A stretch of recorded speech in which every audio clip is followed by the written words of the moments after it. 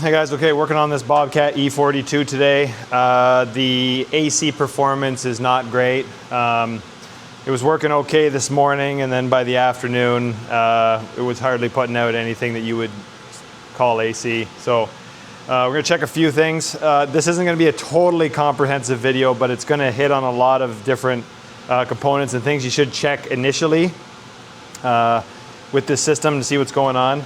I have a pretty good idea. It is just low on refrigerant, but you don't just want to jump to that conclusion because there's a lot of other things that can be going wrong with this. But I'll show you some of the things to check that might be wrong with yours. So first thing, just check your condenser coil. So it's this one right here. This one's for the AC. You can pull this little nut off here and just check down there, make sure there's no dust or anything on there. I checked mine, it's pretty clean. Next thing you can check is your AC compressor. So there's the compressor down there. Basically what happens is when you turn on that little switch on the dash, I'll show you that. When you turn on that switch right there, when the light's on, I think there's a 5-second delay, and then you'll hear and see the compressor click on. So maybe I'll do that right now, just so you can see what an operating compressor looks like. So you want to make sure your belt's good. You want to make sure the compressor comes on and turns. So yeah, I'll just show you that now.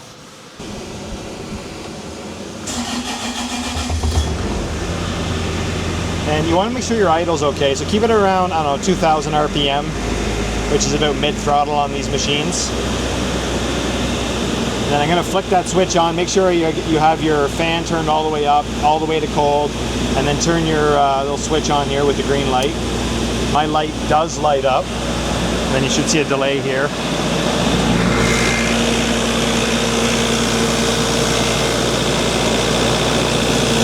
I'm going to shut the switch off and you'll see the condenser or the compressor stop spinning. I'll do it one more time. So the switch is going on now.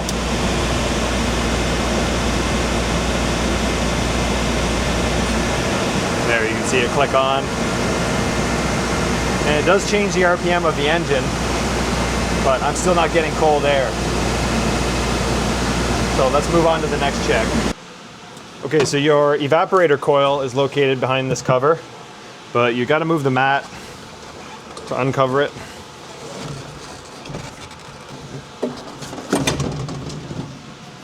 So I found the best way to get this cover off is just use 2 pry bars so you don't break anything. Just get the pry bar behind there. Pop that out.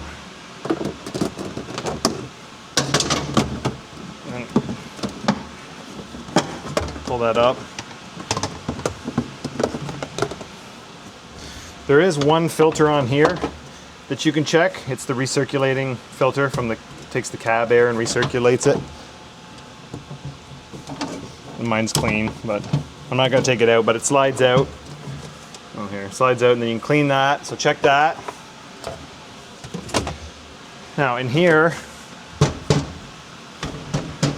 so you got your evaporator coil and your heating coil, heater coil. So you got to make sure that these are clean, or else you're not going to get good airflow by them, and you'll cause freeze up and you won't get any cold air. I blew mine out. I usually try to keep mine clean and clean it once a year. Make sure it's clean. Make sure your drain holes are clear. There's drain holes down here that let the water out. So check that. And then there is another filter back there. I don't know if you guys can see that. There's another filter you can see back in there, and you can access that from the engine side. Okay, so that filter's back here. You can pop the cover off. Just pop top off and then that comes up. And then pull your filter out. Just gonna push it through from the other side because the seal is actually glued. Now, it's not glued, but it's just sticky because it hasn't been out in so long. There we go. It's super clean. I probably should clean it, but it doesn't matter. I'm still getting airflow, so I mean, it's good to keep this clean, but it's not restricting my AC enough to worry about. I'll just give that a clean with some air right now.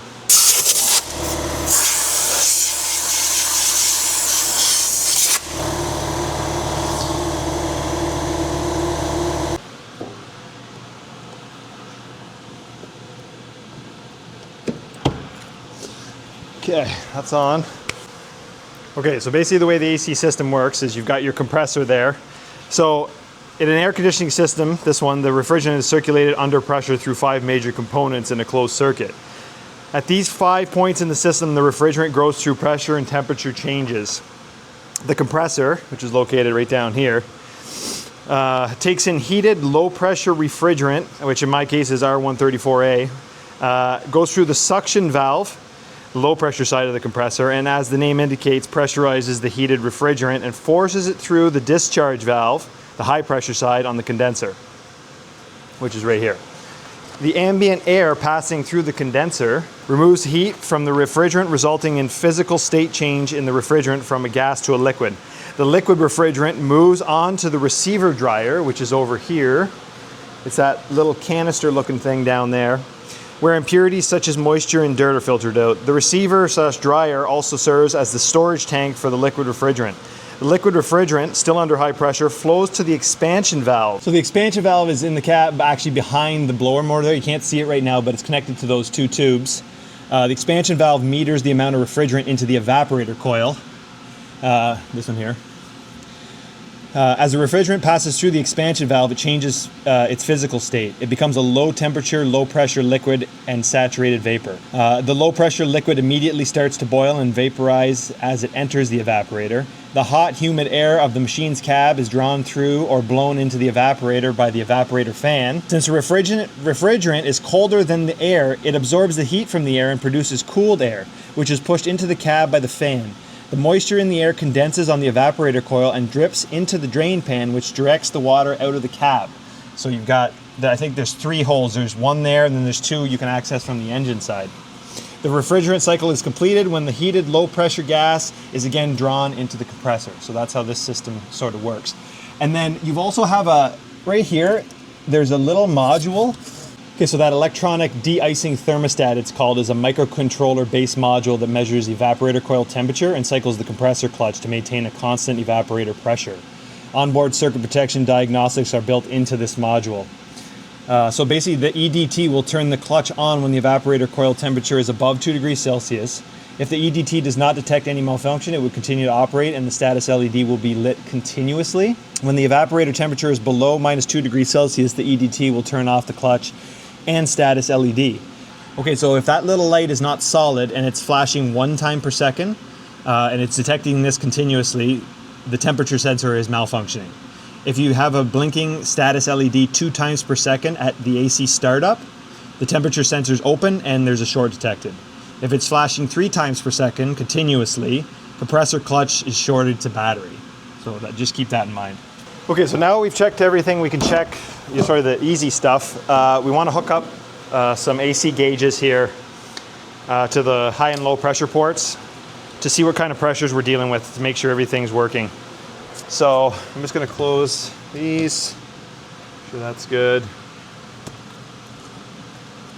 I'll hook up to my high pressure side. It's the red cap.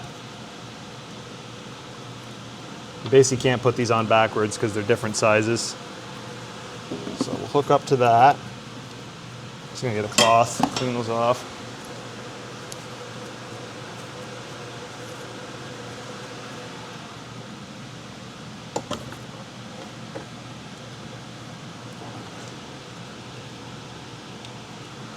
And put our low side on.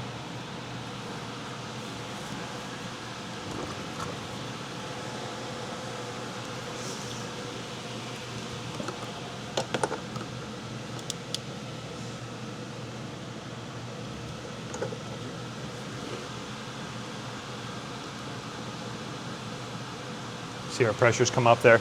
Okay, so we're going to start the machine. We're going to run it at 1500, 2000 RPM. Turn the AC on and see what kind of pressures we're getting. Okay, we're in the cab here. Got the gauges hooked up. So it's 31 degrees Celsius in here right now. So any you AC techs watching this, if you got anything to say about that, how that affects things, please let me know. Okay, so just ambient, just sitting here with the engine off. We're at 75 PSI on the low, 75 PSI on the high, so everything's equalized basically.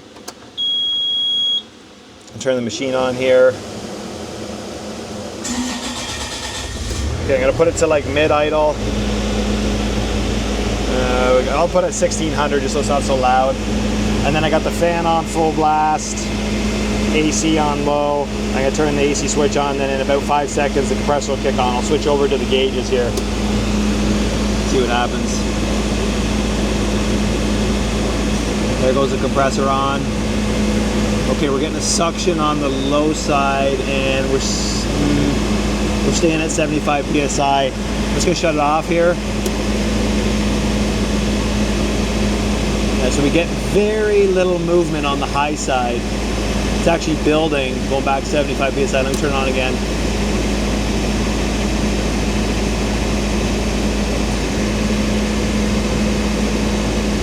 Yeah, okay, so, okay, with that situation, there's a chance it's a plugged orifice on the expansion valve, but I honestly don't think that's what it is. I think it is just low on refrigerant. So basically what's happening is the compressor can't get enough refrigerant through the system to build pressure on the high side. So that's what leads me to believe it is low on refrigerant. So I'm going to recharge this with R134a, which is the factory charge. Try not to use that 12A stuff, in my opinion. That's just a flammable hydrocarbon mix that I know it says on the can it's okay for mixing with 134A systems, but if you have a pure system, you should try to keep it pure. So I'm going to use R134A, and the one I'm going to use does have a dye in it, so if there is a leak in the system, which I'm assuming there is, considering it's leaking out, the dye will allow me to locate the leak. But in the meantime, I'm going to look to see if I can see any visible leaks. And just one more thing. Sorry, I know I'm going all over the place here, but I'm trying to give you guys as much information as possible. So another thing too is the compressor won't kick on if it's too low on refrigerant, but there is a spot there where the compressor will still run, but you're low on refrigerant to the point where you won't get any cooling and you won't build the high side pressure. And another thing too, if it was a plugged orifice, like on the expansion valve or something like that, you would still get a buildup of pressure on the high side. It wouldn't go to the full amount, but it would go to, like, 150 PSI, something like that. So I'm leaning towards it being just low on coolant. And I don't have it here right now. I have to order some because I only have that 12A crap. But I'm gonna wait, so it'll be a few days and then I'll get back to this. We'll charge it up and we'll see if that fixes the problem. Okay, so I got the refrigerant, super cool R134a. The only place I can find this stuff is Parts Avatar here in Canada. It is made in Florida. You can get some stuff from the States, through Amazon, things like that, but I like Parts Avatar because they're in Canada and I get a lot of parts from them. And they do carry this stuff, and it has a nice gauge and the connector, and it's really well made. So yeah, let's get that in there.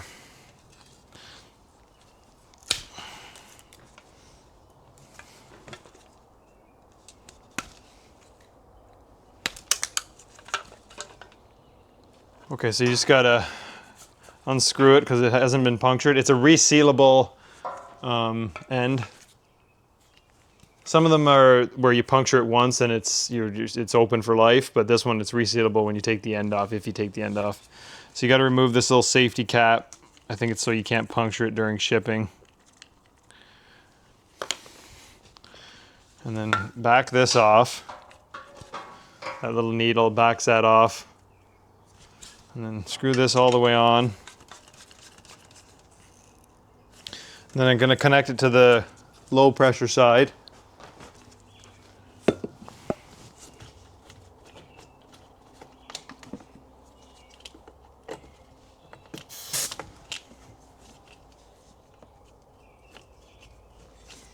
Okay.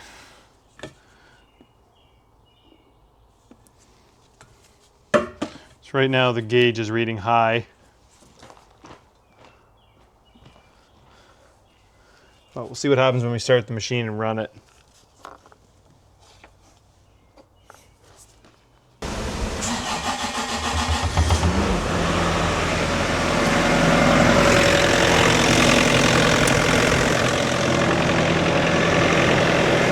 Okay, so compressor kicked on there. I don't know if you guys heard it. You can see we're low. We should be on this particular machine between 15 and 33 PSI, I believe. So I'm just gonna open the can. Basically just start putting some in.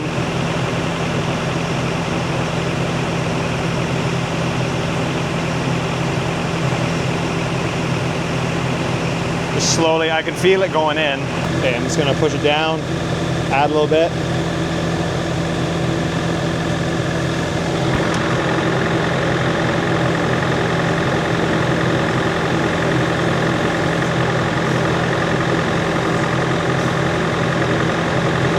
Close it. You see it keeps going down to low there.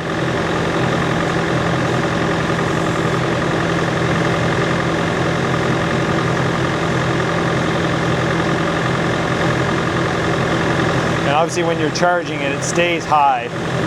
Shut it off there. It is coming up, okay. And you're supposed to keep it upright and rotate it between 12 and 3 o'clock, I guess. Basically just keep it agitated. Close it. Okay, we're coming up, we're at 15 PSI, which if this is right, yeah, I'm getting cold air now. That's the minimum it should be at.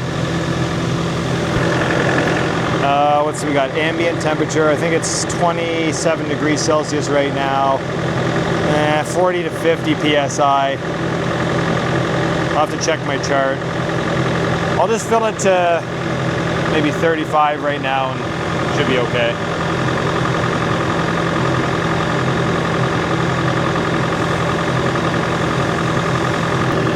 So we're at 30 there. The manual says between 15 and 33 PSI for this machine, so if we're at 30, we're good. It's blowing cold, really cold.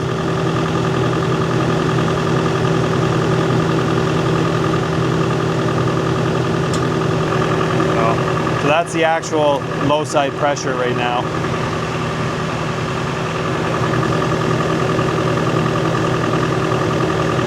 Seems to be staying around 30.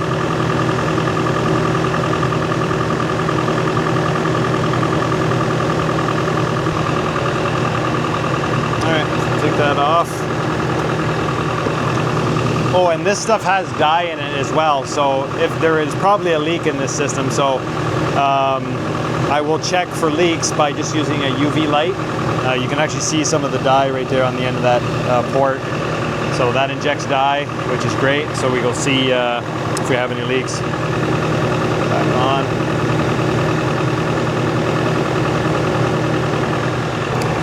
Okay guys, AC is blowing cold again. Thank you for watching. Yeah, so if you're in Canada, a good place to get this refrigerant is Parts Avatar. And I have a couple other videos on Bobcat machines, AC systems. One is related to the little thermostat switch. I had one break, the wire break on my Bobcat T450, so I have a video on that. Then I also have a video replacing the belt on the Bobcat T450 AC. So check that out, and if you have any questions, just leave them in the description or the comments. Thanks for watching.